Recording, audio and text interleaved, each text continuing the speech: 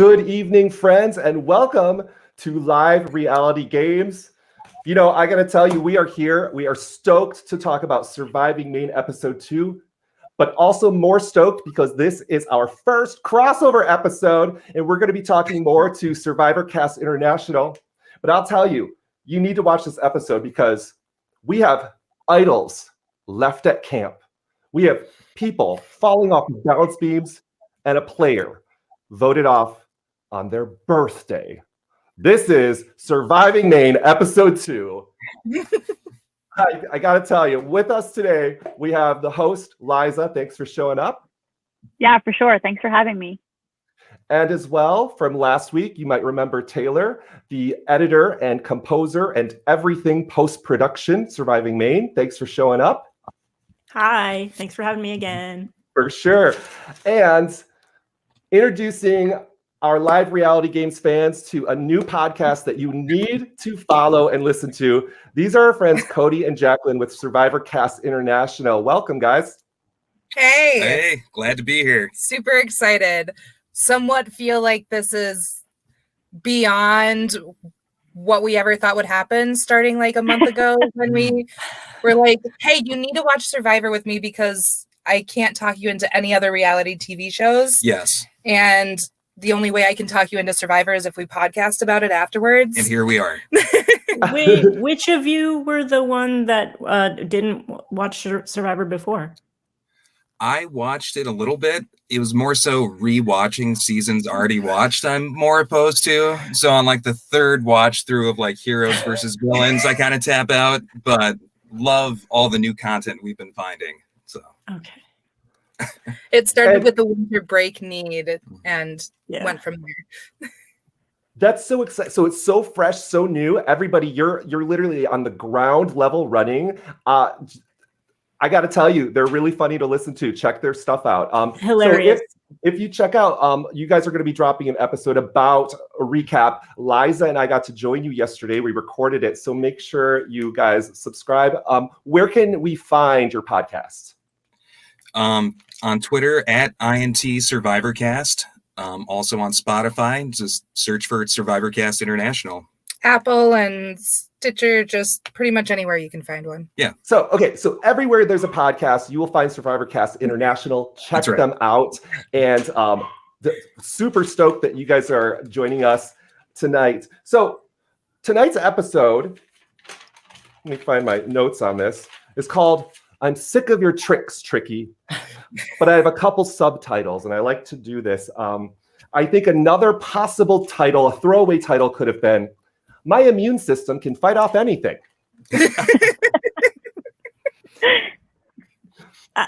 Number two, this comes from the same person, Taylor, and this one has been used so many times. Surprised. I just needed an oil change. Yeah. That's a good one. Was that last week's that title? It was, yeah. Okay, so take that one off the list. It's already been used.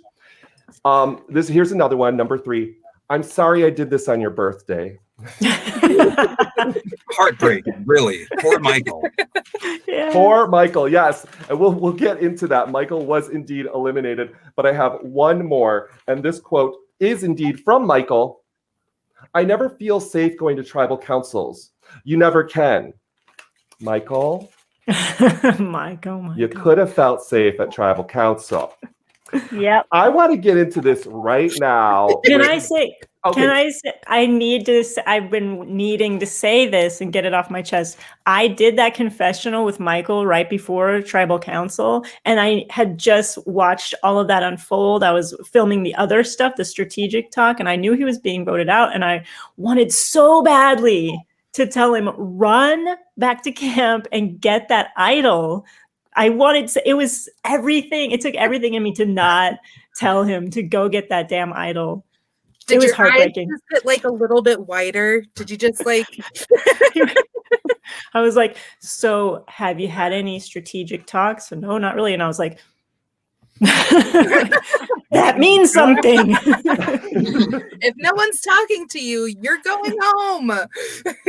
Even though he's being perceived as the strategic threat or a strategic threat, and when we perceive it as the audience, we're not seeing it that way. Liza, I got a question for you. As a Survivor player, take off your host hat for a second. Are you? I don't know if you're an idol player. I haven't seen all your games, but what would be your take of that idol left at camp? Take off the host hat. Imagine you're in this game and the idol's sitting there. What are you going to do? Yeah, I wouldn't touch it with a 10-foot pole. I've never had an idol in the game. It's never been something that's still on my bucket list. But can you still hear me? Yeah, I wouldn't touch it with a 10-foot pole. I've never had an idol. Got a little bit of loop on your side, I think. Oh, why that? On my bucket list. But can you still hear me? Yeah, I wouldn't touch it. We're gonna figure that out, friends. Got a little bit of loop on your side, I think. On my bucket list. How is it still looping? It might be on the Survivor Cast International side. Can you guys mute for 1 second? We're just gonna fix everybody. This happens. How is Maybe it it's still bad. looping? It might be on the Survivor Cast International side. Can you guys mute for 1 second? We're good, friends. That was it. So that was a perfect example of so all of my teacher friends out there that might be watching, this happens on Zoom every day. So this should be good with the earbuds and just stay muted if we get any more audio loops. But I'm gonna head back over to Liza just to kind of, you said you wouldn't touch it with a 10-foot pole. But as a host now, don't you want somebody to take it? We're muted. Liza,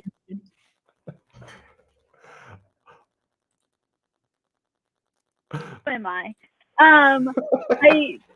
Yeah, as a host, I absolutely want somebody to take it. And the whole time this is happening, I just remember talking with other production and probably with Taylor, just like dying inside because this idol's just hanging here not doing anything.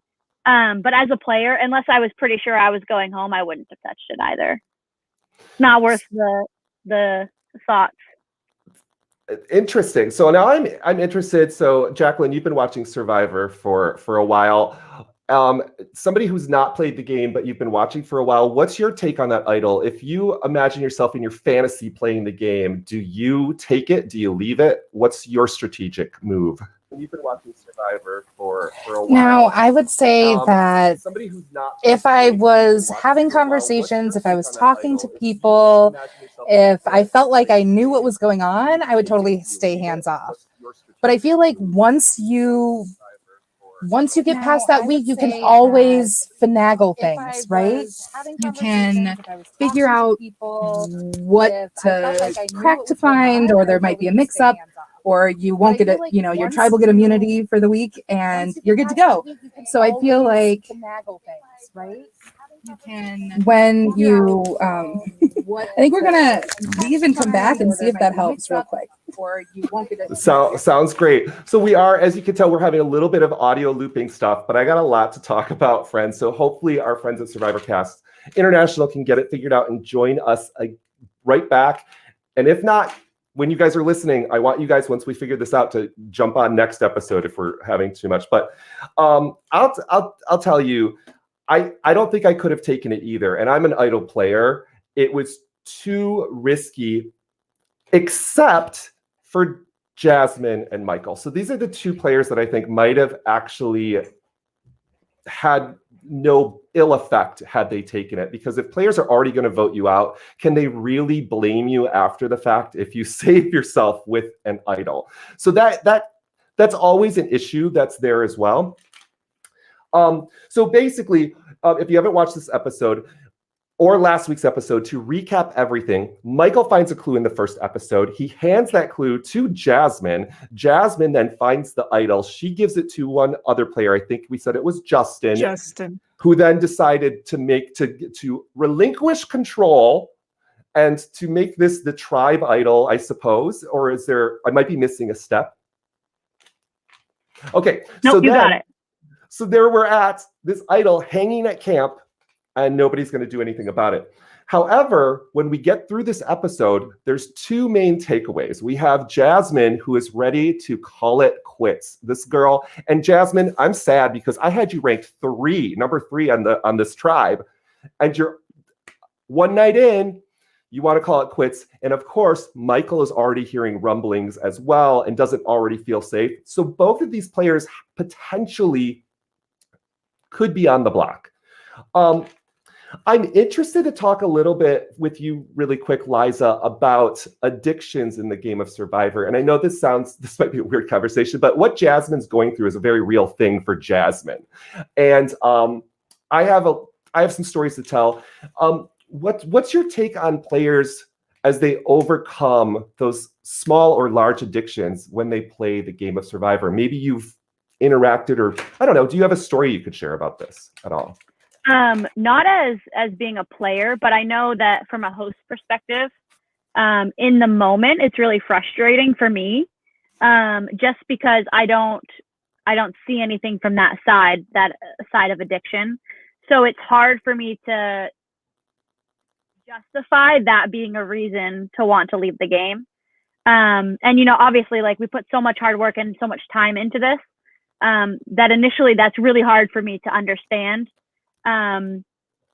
Just somebody even talking about quitting, which has happened a couple times in 2 seasons, is really hard for me as a host, and I try really hard not to take it personally. But I think that's part of the game, right? That was her choice to do it cold turkey right in that moment. And I know it's only a weekend game, right? And if it was the real thing, it might be different. But yeah, I think in the moment it's frustrating, but in the long run, I get it. And I think that the interest in the game and being there and your place probably has something to do with it as well, with the wanting to quit. I'm going to chat really quick with Jacqueline and Cody, and we're going to see if our audio is functioning. Otherwise, you guys can stay on. I still love your reactions, and I want to figure this out for maybe a future episode. But I'm interested on your take too. We don't talk a ton about it in the episode, but we're made aware that Jasmine's just not doing well, and definitely having her withdrawal is causing her issues. What did you guys think about that? I think I could definitely relate. I think I'd be completely useless at any type of challenge without coffee in the morning or anything like that. And I used to smoke cigarettes as well, so I can't imagine going 24 hours without one at that point in my life. So and the type of thing that maybe you don't think is going to be a challenge before you're in that situation. Yeah, and I think it also comes into play how much you love the game, right? How big of a pull it is for you to be there versus is this like a fun opportunity that you tried out for and excited about the idea, not necessarily taking into account what the reality is going to be. And then that, again, Kirk, with what you had mentioned about where you're at, and Liza, I think we were still crossed, but where you're at, what your position is, how much fun you're having. If you're not doing well and you don't like that scramble, it's probably not playing into how great it is either. So I think all of those things piled on top of it, I can understand. But it's a bummer. Yeah. I hope that with not being voted out, that perspective will change over the next couple episodes. I'm really looking and hoping for that. Absolutely. That could be a really cool arc to see from Jasmine. If a fire is lit, she battles this, and that's what I'm hoping can come out of this. Of course, it can be the darker side of addiction and withdrawal. I have a confession to make. I actually made a Facebook post about this a couple of years ago when I quit smoking. But the 6 games of Survivor I played, I've always been an addict or addicted to smoking. And in the last season that maybe you watched, Survivor BC, that was the only season that I never got away with finding a cigarette or sneaking a cigarette throughout. Like, literally, like, this is gross, guys, but this is the real addiction, like finding a butt on the ground. Like, it's very real. So sometimes I would go to Survivor in the hopes that I would quit, that Survivor would be the platform that would help me battle the addiction. And I think sometimes, like, that subconsciously other people might go through that. Jasmine, I'm hoping you battle it. I'm hoping you get through it. So if you ever saw me chewing gum in Survivor BC, that was Nicorettes. they let me have that in my med kit. Jaira said that, and I was like, "Thank you, buddy." But I ate so much of it. This is how bad addiction is, friends. I ate so much of it, it gave me acid reflux. So if you wonder why you can't understand me out there, my throat is tore up. Like it's just, it's. So anyways, we're gonna talk about some more levity and some more fun stuff. But I think this is a very real thing. Survivor is a tough game, and we're seeing Jasmine deal with it pretty early on because of her addictions. So I think, friends, you might want to check, kind of like what Liza said, you might want to check that stuff internally before you go on. Survivor, I met Kathy Sleckman, has a lot that she can talk about that as well, about how hard Survivor is when you're dealing with that. And this is something too, Kirk, just to throw in something else, that a large majority of the cast come in saying. I think in this cast, there were like at least 3 people who were smokers outside. So that's always part of that conversation, and that they wish that they had it. And the same thing in season 1 too, just that like constant need for that. So I think it's not a rare occurrence in live reality games by any means. That's so true. And we could talk about some of the more common addictions, which Cody mentioned, which is caffeine. Like, I'm a monster and I drink decaf, and I'm a monster without decaf. Please don't judge me, everybody out there that drinks coffee. I've just judged you completely, Karen. I'm so sorry. Delete, retract. I drink regular coffee. I'm lying. Imagine that, Cody. You're out there. You're playing Survivor. You're playing this game that you've watched, and the other tribe gets coffee, and you don't. I'm sneaking over there. I'm begging for that tribe shuffle or that merge. Or vote me off, because I'm just gonna drag you down without coffee. Let's get into more of the tribe dynamics on the blue team. This is the Lombard tribe. They are the tribe that started off with 9 players. The joke that Karen never made the episode, and they've won 2 challenges. Well, they've won well more than 2 challenges, but 2 immunity challenges in a row now. Jacqueline and Cody, who to you are the standouts of the blue tribe? Who's moving and shaking, wheeling and dealing and making things happen? I mean, I love Brandon. He won me over right away with his Disney Cruise Disney Cruise socks. I love the Jazzy Brandon interaction going on in this episode. Jazzy definitely makes a comeback for me, but I think Sarah pulls the big, and I touch on this, I think, on our first episode after doing the introduction, but I really enjoy Sarah's compassion towards Tony. Yeah. And recognizing that everyone communicates differently, everyone interacts differently, and giving time to figure out how to navigate that when put into a group of new people. Her just willingness to navigate that with him, and reminder to others that hey, we're all figuring this out. And I think Tony really comes around to help the tribe quite a bit. So Sarah's pretty high up in my book right now. I had Sarah ranked high as well, Jacqueline, and I will tell you, the second I saw her do that, I was thrilled. I want to play a game with her, even if she's not on my side, because she wants to play the game with people, and that's what we love. I hate watching where you ostracize somebody in Survivor and nobody just talks to them. It's no. One of you in this group is not in the final 3 or final 2. You should be talking to this other person. No. I love that about Sarah. I love it's the compassion, and I hope you stick around, Sarah, because I'm not sure if she's in the most dominant position on the tribe. So I don't know if I can keep her ranked first. But yes, we see, in fact, Jazzy and Brandon Jazzy stays up all night. She is the fire master. She's a little bit worried about Brandon, but Brandon is really cool with Jazzy. He's all in, Jazzy. 100%. I wonder if that all inness is what has Jazzy have her guard up.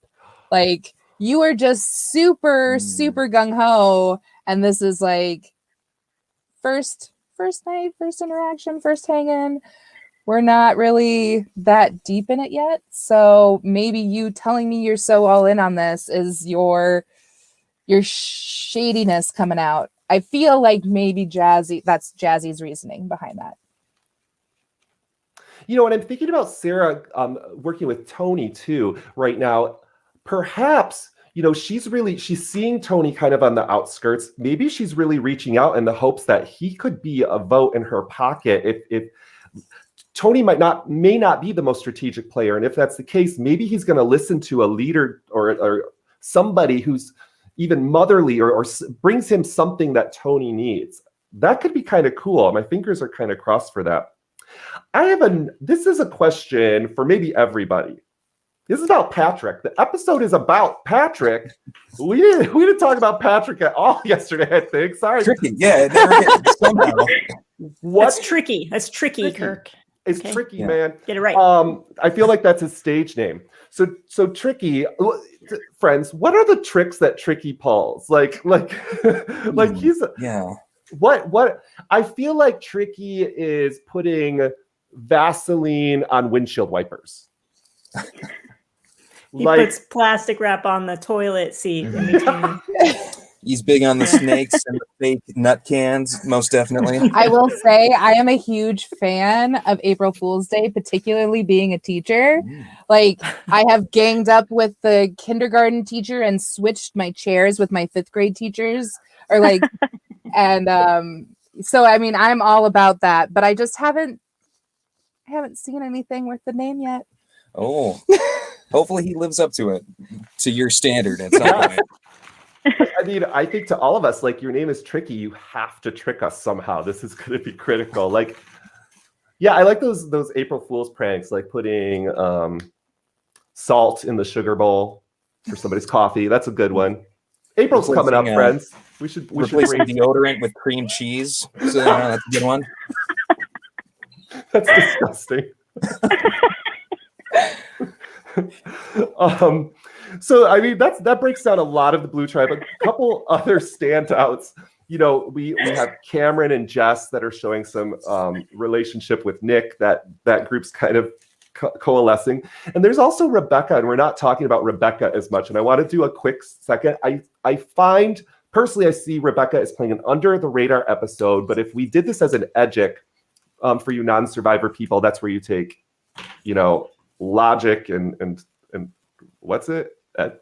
Editing, right? Editing, yeah. I don't even know, but it declares whether people are in different categories, whether it's positive or negative. And I think she came across as under the radar, but very positive. And to me, that could be a good sign. I don't know. What are your takes, Jacqueline, on kind of these like players that aren't popping on the screen, taking our attention in the first couple episodes?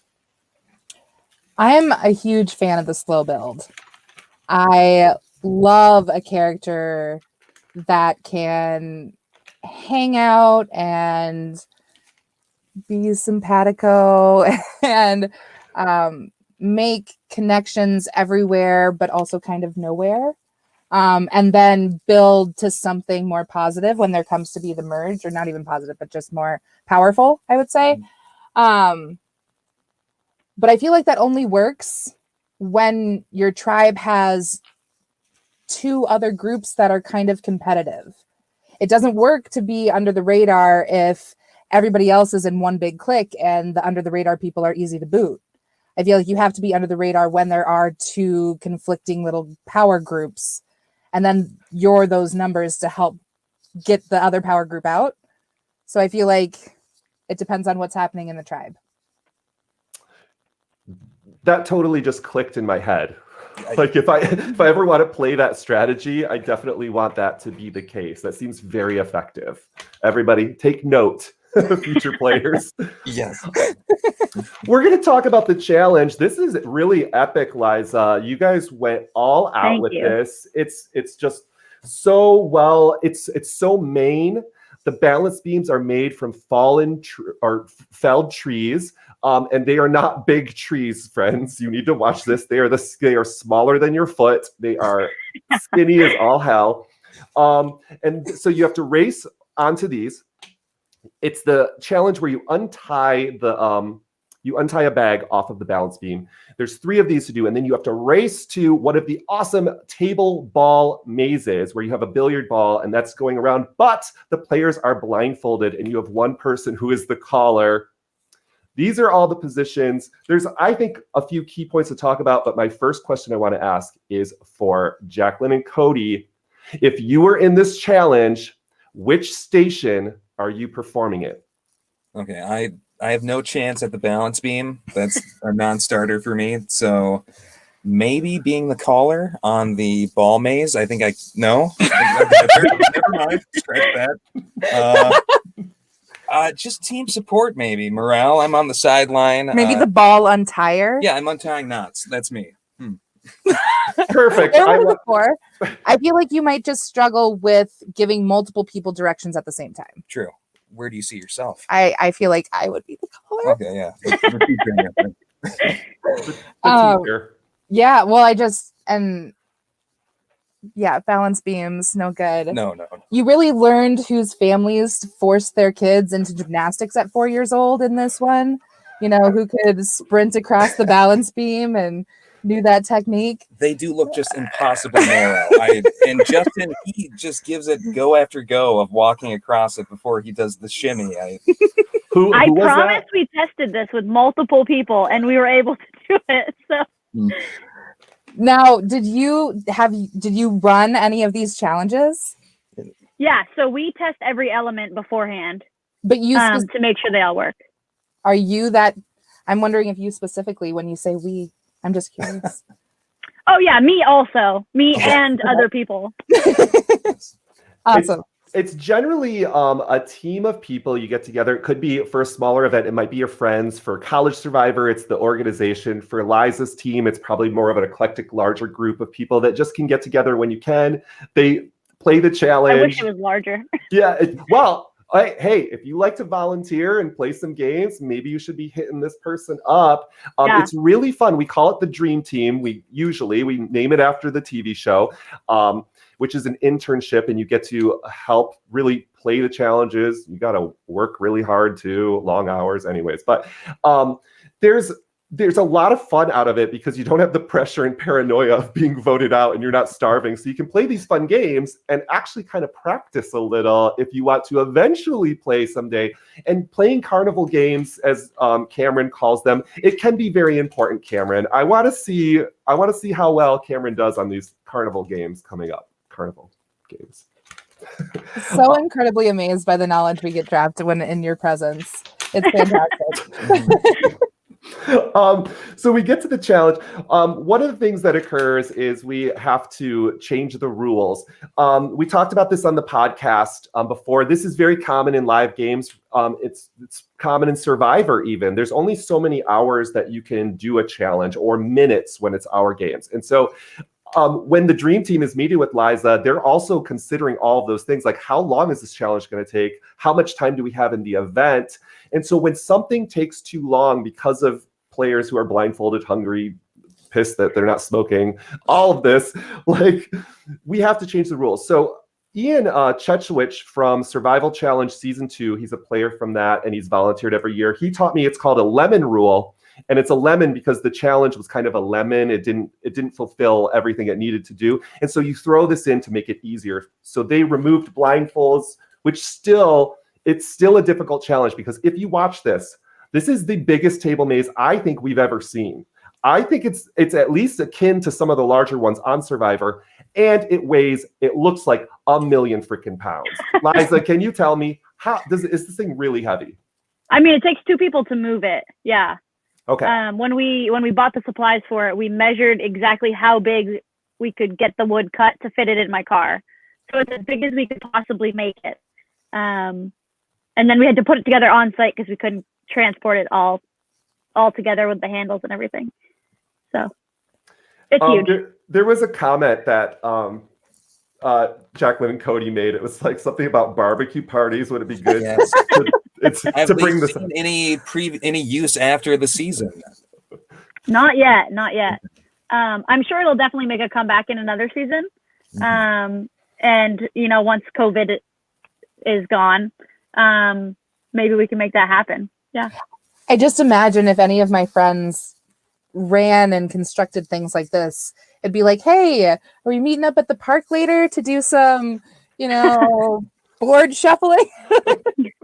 We also do a lot of that too, like while we're making it, right? So me and Emily will spend some time here making something and then bring it home and test it with a couple people. And then my mom and her boyfriend will make something for the challenge, and then we'll go and test it. And the other day I'm not going to tell you what challenge it is, but we were testing a challenge with a really heavy ball in their living room, and we had to stop because he was worried that I was going to break something. So that's regular, and so we're just like practicing and testing them out to see if they're going to be successful. That's really, really cool. Which takes us to a strategic point for people watching this that want to play a future season of Surviving Maine. I do think it's very important, since there's episodes out, you should watch every episode. You should watch every challenge, not only to know who's played and what season they're, so you're not a Toby. I don't know if Toby could have watched season 1, but so that you don't end up in that position where you don't know somebody's a returning player. You should hopefully have some of that knowledge. And also, if a challenge does come back, it might not be worthwhile to study the maze and know how the maze works, but it might be worthwhile to know how to navigate telling somebody what to do in that challenge. Like, what do you say? Raise? You say go to the left? You say go to the right? There's just different things you could strategize about. A couple of other notes. We're not talking a lot about John, but John was unfazed in this challenge. Like, you do a little pass by of John, and he's just like, he's so stoic. It's like completely like feels like there's no emotion from John yet. He seems unflappable. I'm interested to see if that holds up throughout the whole season. And I have one question for Jacqueline and Cody. What do you feel about the choice to put Justin on the balance beam? Yeah, I don't know. I mean, I think Justin's in great shape, but he called that into question himself on his cast intro, and those balance beams are awfully narrow, and he's a large Marine man. I think maybe someone else could have been better suited. But in the Marines, don't you have to do a lot of these like training obstacle course things? Isn't that, I mean, Jess was pretty good at it. She got 2 of the other team's bags. She's also a Marine. So That's maybe true. that's what they were thinking. that's Maybe where it's my a thought Justin went. thing and not a Marine thing. He's a really thick guy. He looks very muscular, and I'm not sure if that's the type of people that do gymnastics. Like really thick, he looks really thick. So that's good for you, Justin. He's thick. Brute strength, not balance, maybe. Yeah. I would have went with smaller. I don't know. I would have looked for smaller people. I don't know. To each their own. We mess up challenges. So at the end, our blue tribe wins immunity, keeping them safe again. So now they are at a numbers advantage. They're going to be moving into the next round ahead by 1. This is huge because they started the game feeling down on themselves, down on their luck. We don't got a Karen. She's not here. And now they don't need a Karen. Sorry, Karen, we don't need you. Our numbers are intact. So let's see if Blue can keep this pre-merge, pre-swaps kind of hustle going. Afterwards, we get into some more of the drama that's happening on the red team. We have talked about this a little bit, but a lot of it deals with the decision between, do we keep Jasmine and do we keep Michael? And I kind of want to break down this because I feel like that's the main argument that's going on here. We have Jasmine. They're already deciding Michael. We see a conversation where a big group is talking, Michael's name's come up, and then somebody comes in and says, Jasmine wants to quit. And then it's like, boom, got to change it up now. We have to bring this into the conversation. Michael mentions, I think it was to Katie, or Michael knows Katie. It's hard to talk to people individually. It kind of sucks. I think there's some truth to that at the start of Survivor. I want to give Michael credit for this. It is hard because if you go off and talk with somebody, you're a threat, you're a target. So I want to kind of leverage both of these 2 perspectives. Somebody who's having a hard time talking to people individually, somebody who is going to be dealing with their addiction the entire game. So Jacqueline and Cody, who do you think you would keep if you were on this tribe? I think I side with Forrest a little bit in the thought that someone who doesn't want to be there maybe is bad for the morale of the tribe, and you're at a point where you want to be winning challenges, you want to go into the merge as strong as possible. So I maybe fall into the camp that even if it's strategic to keep someone around who doesn't want to be there, ultimately, if you express not wanting to be there, I'm going to vote to send you home, I think. I think I would also want to send home Jazzy and keep Michael. I think there's something to be said about natural talkers. He like comments as his exit that like I'm kind of socially awkward, or however, I can't remember his exact phrasing, which was different than the phrasing that was given to him to additionally point out his social awkwardness. And I think that if that is something that takes a while to grow, that it would be really difficult to find time to pipe up with people in your tribe who are already like really boisterous. And I always say that, but you have to think, but I guess it's so hard. Also, keeping Jazzy around maybe for a week, maybe for 2 weeks. I don't think you'd want to keep someone if she continued a day. Yeah, you don't have I'm so in the right. mindset with your breaking up that this is a total like 41 day everything thing. is so condensed, and you always have to keep that in mind. I feel like on these live hours reality or games. days. Yeah. So I don't see Jazzy. Oh my goodness, Jasmine, not Jazzy. Yeah. Oh yeah. If you listen to our podcast, she's classically bad. I'm at names, horrible with so. names. It's so bad. People yell at me. I have to put sometimes like blonde hair next to the name. There's some other Dustin does some seasons where they make like a visual cast list. We had one for this. Maybe I'll bust those out next time to help us out, because it is hard, especially when you watch more than one. Trust me, I've mixed up complete series together and been like, wait, you're not playing with you.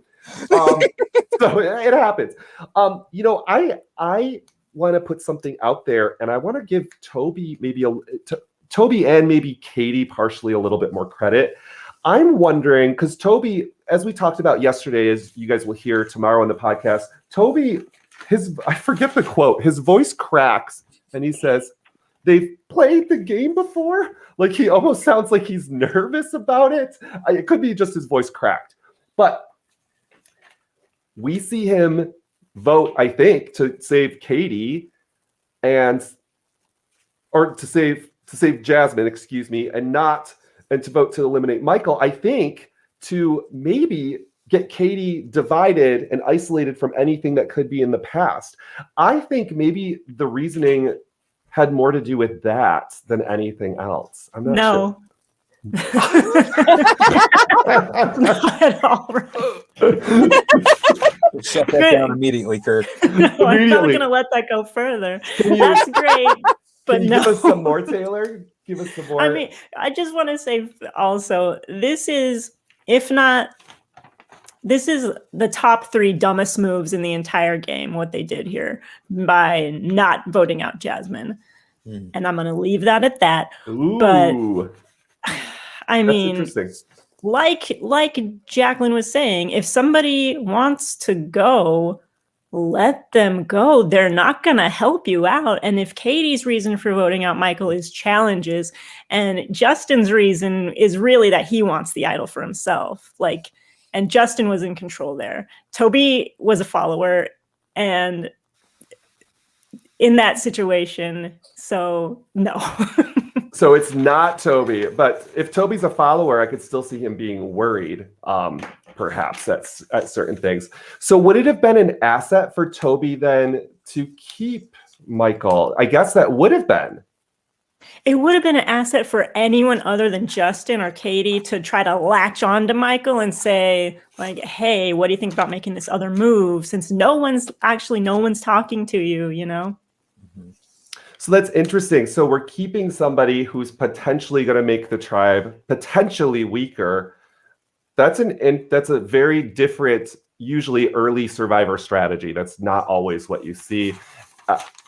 I'm curious to see how this plays out. So this tribe goes to tribal council, and I think there's some nice takeaways from tribal council as well. I'm trying to find my tribal notes. They're all over While the you're place. finding tribal notes, so my thought here is, so intentionally wanting to lose some to go to merge with smaller numbers, but knowing that there will be some fractions in the other tribe and wanting to It's a risky proposition, I think, most definitely. Okay, just thinking about that. Yeah, I'm processing it too because I can see why they kept Jasmine. Like strategically as a player, people have kept me, I think, as a cigarette smoker that's been having issues before because I was going through withdrawal. I was a little crazy. And I think it might have deferred or kind of made me look less like a player and more like my head is out of the game. And so he's not a threat. But it goes back to what Taylor's saying. Is that always that might not be the best move for you as the player if you're on that team. So as you can tell, Michael goes home. Nobody grabbed the idol to our knowledge. It's still there at camp. And some interesting things go down. I didn't find my notes, so I don't know if it's on a different piece of paper or not. Knowing that Michael didn't talk to anyone, wasn't in the loop, it is just unfathomable to me that he did not grab the idol. I am so disappointed because I was, and if only to buy yourself one more cycle, right? Yeah. And I was really enjoying him. I was waiting. He was a slow burn I was hoping for, but I just always save yourself, right? Give yourself a birthday gift. Go grab that idol. There you go. Yeah, and I think maybe tomorrow people will forget. Absolutely. Cody, absolutely. How can you fault a player who's getting votes, who grabbed an idol? You don't. And I think Michael's thinking, he told us, I'm going to be the threat. I'm the target if I do that. Buddy, you're already the target. You're already a target. It was his clue. There's so much that as a player, I know him. I played against him once, but as a player, how could you ever? It's the game of Survivor. It's your clue. So I think, Michael, the next time you play, keep it for yourself. Don't worry and use it to build relationships. Maybe use that to have the one-on-one conversations with players. We see Liza, we see you reading from the phone during Tribal Council. This is I want to tell some people a little behind the scenes things. But you're not reading a script. Well, kind of. What's going on with your notes on your phone? So I don't get to see every confessional, and during the game, I know minimal about what's going on as far as strategy goes. So I check in with everybody who was filming confessionals and ask for them to just give me like an update and then to help me come up with questions that they think I should ask. I mentioned this yesterday too. Tribal is really hard for me to just to transfer what I know about what's happening in the game and what I've been told about what's happening into the game into questions that will be helpful and try to draw out information. So those are my notes about what questions to ask to who. Yeah. So this is very common. If people don't know this, even Jeff Probst gets notes before Tribal Councils. I'm curious, what are the things, Liza, that you want to know? What are the main things that you want your team to kind of tell you before the perfect Tribal Council? Yeah, so usually for tribals, I like to try to get people to say things that are going to start a problem, right? They're going to say things that are going to be shocking, call out somebody's name, give them the opportunity to say what they're actually thinking and not just kind of going along with the tribe. So I think that our questions are typically aimed towards like the question that Michael had, right? Like, who is a strategic threat? And trying to get him talking about it to see if that was something that we could stir up to create a good show, essentially. That was such a perfect question because he used those words himself. So instantly that's got to connect him back to that confessional. Yeah, I love it. It's really important. I think you got to know who are the possible targets so you don't maybe press too hard and give stuff away.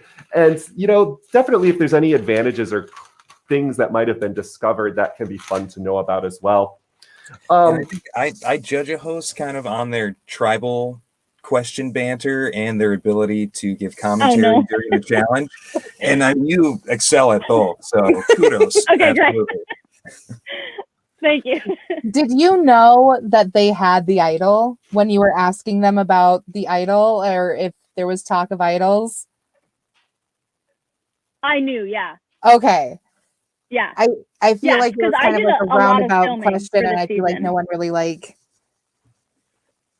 Yeah. I did do a lot of filming and a lot of confessionals, and actually in this episode, I think you can hear me laughing in the background of one, so that's I have to not do that anymore. I struggle to kind of not live in the moment during this, thinking that it's going to be filmed. But yeah, I do a lot of the confessionals. You know, I'm up at, I think one of the mornings we were up at 5. My girlfriend and I walking around taking confessionals, going to every tribe. In between challenges, I'm filming confessionals, asking questions, you know, late at night before they go to bed. That's what I'm doing. So I do know for the most part what's going on, but I don't catch everything. I wish that I did. I actually learned things while watching the episodes too that I didn't know.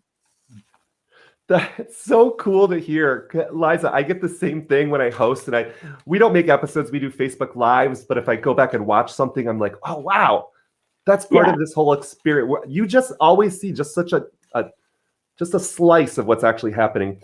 That was an interesting conversation. I think this brings about one question I have at Tribal still. It's Becky's answer about the camp idol. This is kind of that roundabout thing that at least for me, Jacqueline, I didn't really understand where she was going, because she knows there's an idol at camp. Liza, you just asked her about idols, and then she goes, I don't know, are there idols at camp?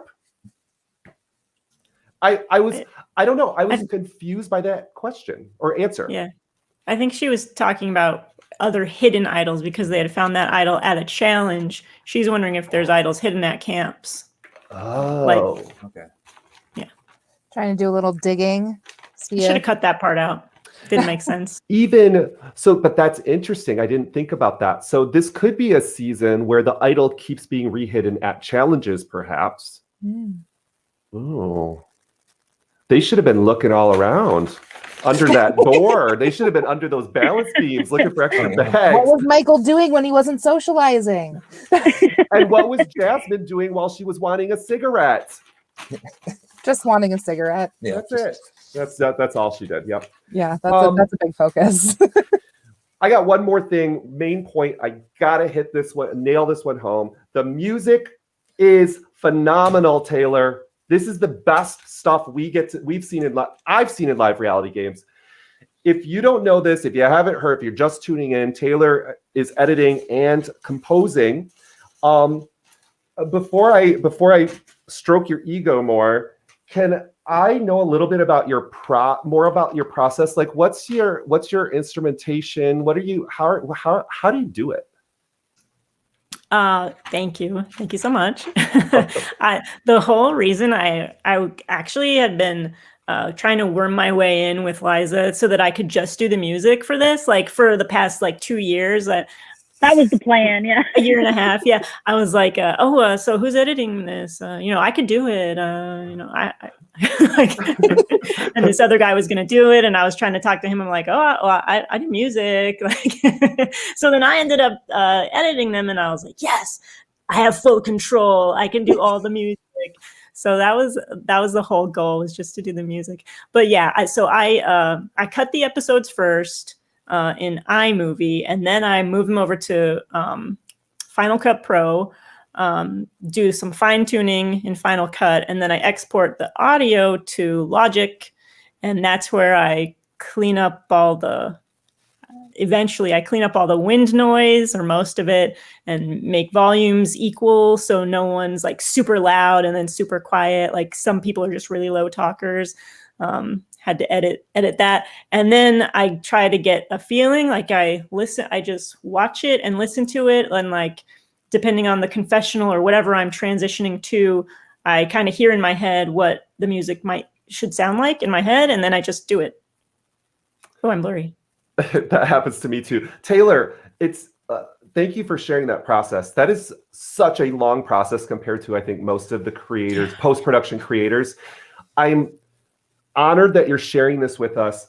I truly think it's the best of the best. It's giving us something fresh and new. It's something that screams you, and something that struck me with so many of these episodes, we reuse the same music consistently from Russ Landau and CBS. And if you look at their YouTubes, every episode is struck with it's Russ Landau's copyright. And if there's a commercial on there, College Survivors, who's getting that money off your YouTube page once you get to be monetized? So I would suggest, because I had a moment and I was kind of thinking about the future. We're doing stuff that's going to be there potentially forever. And you are playing College Survivor at 19, and your grandkids might watch you someday. Your grandkids might watch you after you've passed play this weird game. This group you're working with, people might watch this for years and years later. If there's going to be residuals, you might want to think about turning away from just using their music, because they're constantly going to take that monetization. I'm talking 10, 20 years down YouTube. Who knows if YouTube exists, but maybe think about that.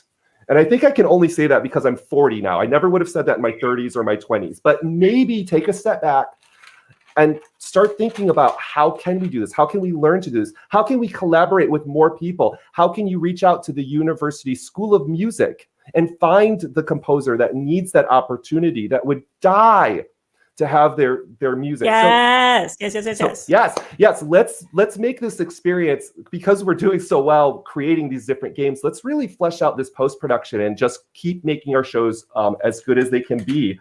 Kirk, can I throw something in here?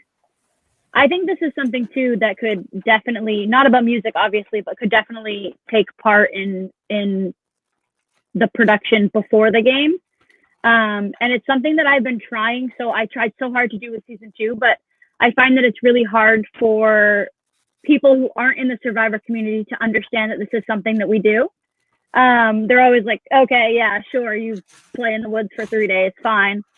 But one thing, if anybody has any ideas, I've been trying to get in contact with colleges and local groups and businesses to get them to help in making challenges, help just come and film and be there and take photos.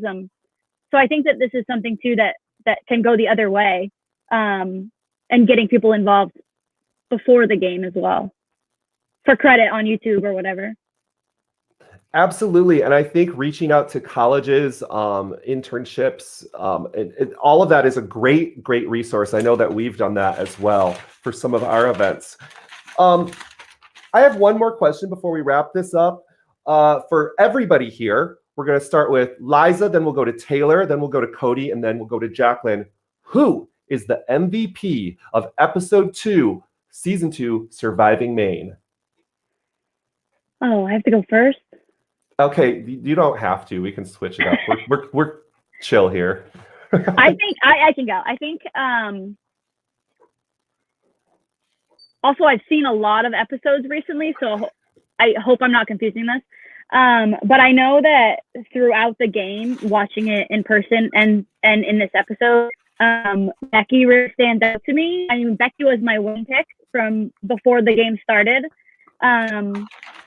And I know Taylor knows that because I used to say it all the time, rooting for Becky on the sideline. But I think that Becky stands out to me in this just based on the amount of confessionals that she has. Absolutely. Do you have an opinion on this, Taylor? I don't, but I do want to say the people who got the most confessionals were really good at giving confessionals. Not like Becky is my wife. I want her on screen as much as possible. But yes, that's my wife, Kirk. Okay, my guess was Rebecca. I caught that reveal and it made me so happy in the chat. So, but the reason she gets confessionals is because she's really good at it. She's really good at it. Brandon, Jasmine, Cameron, Becky, Emily. Who else? Emily's so funny. Emily's so good at confessionals. Sarah's another one. Like the people you see talking the most were just really good at telling a story, and they were like correct in the story they were telling. So I try to put everyone in there, and every episode you're going to see everybody in there. But yeah, Becky was just good, along with a bunch of others. Yeah. Same question to you guys. I think my MVP, I'm tempted to give it to Tricky because the episode is named after him after all, but I'm going to go Forrest because he's a known commodity between both tribes. And I think I love having my initial ideas of a person and then them quickly changing. And I think Forrest is beginning to change the initial perception of him, maybe. So I'm going to give him the MVP for myself.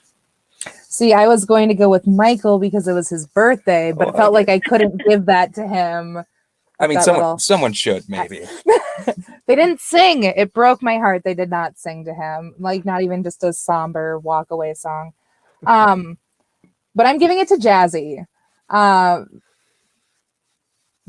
I might quickly change my mind depending on how the lack of sleep goes on day 2 for Jazzy. But the ability to stay up all night for the tribe and keep the fire going and build a couple relationships and be wary of those relationships. Jazzy was my MVP this week. I can totally see that. And I remember Jazzy talking about being a strong woman, I think it was, or I hope people don't perceive me that way. I have a feeling she's strong. I hope she'll get right through not sleeping. My MVP is going to be Katie because Michael is now not there, going to damper her game with any past relationships, and now she can kind of work fresh moving forward. Hopefully, we'll see. This has been a blast, guys. Really fun podcast. Again, everybody, you need to check out Survivor Cast International. They're going to be dropping a recap episode. You want to hear about us talk about this again, check it out. And a whole lot of other stuff that's there. We are going to be back next week around the same time, right after the episode's done, where we'll jump on and we'll do another recap. Jacqueline and Cody would love to have you guys again on any of these series. There's a lot that we do here. There's a lot of podcasters. So I'm sure we'll be reaching out to you guys, or our podcasters might ask to be a guest on yours, because it's fun to find people who talk Survivor. Well, we love all the content between Maine and what you guys put out, and sorry for the brief technical issues, and just so happy to be invited on, really. My students are well aware that technology hates me, and so distance learning has been a whole different thing. So that's pretty much where I'm at with tech. So it's classic. I mean, we have some audio problems on our podcast. So we're just bringing the same energy to this, really. And you know, Winston, there is already some Survivor live reality happening in Minnesota. We have had minimal conversation, but we're trying to work that out a little bit more to do some coverage of that for you too. Ooh, I think I might know, but I'll let you guys do that. Interesting. Very cool. There's a few announcements we have. Tonight, it started 43 minutes ago. You can go check it out. It's still going on. It's Survivor Philly episode. Tomorrow, Thursday the 18th, we have at 8 p.m. Survivor LU, an episode coming out. All of these times are in Eastern Standard Time. And on Friday, Liza and I love this group. Survival Challenge is posting an episode at 7 p.m. And for those of you, season, Kirk, do you know? I believe it's season 2019. We'd have to ask Ryan to know all the history and stats of Ryan Kaiser. He knows everything Survival Challenge. If you're in the comments someday, Ryan, let us know. So one thing that we're doing here at Live Reality Games, so this is about, I think, our 7th month, and we are going to be opening up a fundraiser campaign to pay for our StreamYard. It costs us $300 a month. We've been $300 a year. We've been taking it out of our pocket, and we want to reach out to our community, the people who are watching, the people who care. There is going to be a posting on our page, and if you'd like to donate feel free. There's no limit. We're not going to start charging or anything like that. We're just looking to hopefully pay for this year and keep producing content that hopefully you like. So if you like it, if we talked about you, if there's anything you can do to help us out, to keep us rolling, thank you, thank you, thank you. And Taylor, Liza, thank you again for joining us. Hopefully you can be with us next week. That's it for us at Live Reality Games. We'll see you soon.